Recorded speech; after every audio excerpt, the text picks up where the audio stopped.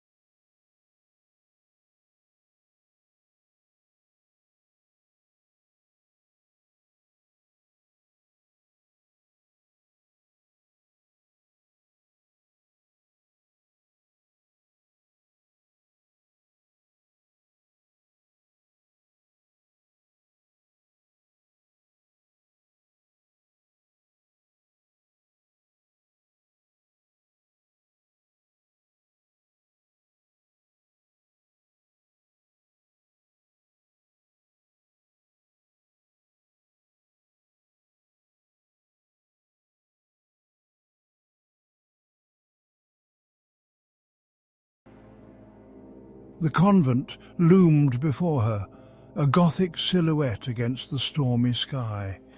Its crumbling walls seemed to reach out like skeletal fingers. Adela pushed open the heavy oak doors. The scent of decay and damp earth assaulted her senses. The silence inside was deafening. Dust motes danced in the faint rays of light filtering through cracked windows. Adela called out for Ilara, her voice echoing through the emptiness.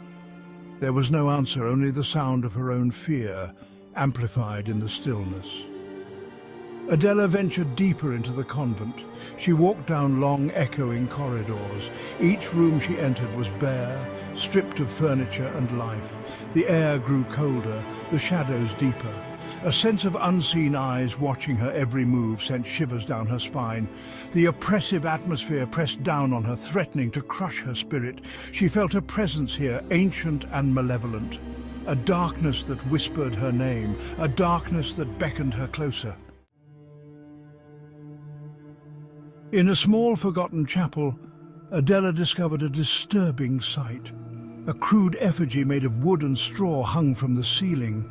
Its face was contorted in a silent scream, its body pierced with rusted nails. Below it lay a scattering of bones. As Adela examined the effigy, she heard a soft sound behind her. She turned, her heart pounding in her chest. Standing in the doorway was a figure. A nun, her face hidden in the shadows of a thick black veil. The nun didn't speak.